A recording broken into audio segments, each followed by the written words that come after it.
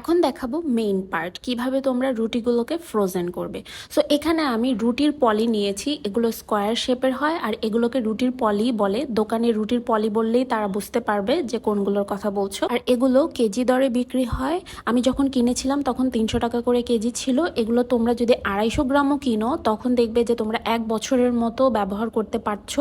আর fridge থেকে রুটি নামানোর পর তোমরা কিন্তু এই পলিগুলো ফেলে দিও না, এগুলো রেখে দিবে, অবশ্যই ভালো মতো ধুয়ে শুকিয়ে রেখে দিবে যাতে করে আবার ব্যবহার করতে পারো।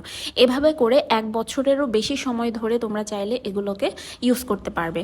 সো এখন আমি রুটিগুলোকে সুন্দরভাবে রেখে নিচ্ছি, একটা করে পলি দিচ্ছি, তার উপরে রুটি রাখছি, তারপর আরেকটা করে পলি দিচ্ছি। বেসিক্যালি প্রত্যেকটা রুটির নিচে একটা করে পলি থাকবে। এখন আমি রুটিগুলোকে একটা জিপলক ব্যাগের মধ্যে ঢুকিয়ে ডিপ ফ্রিজে রেখে দিব 8 থেকে 10 ঘন্টার জন্য।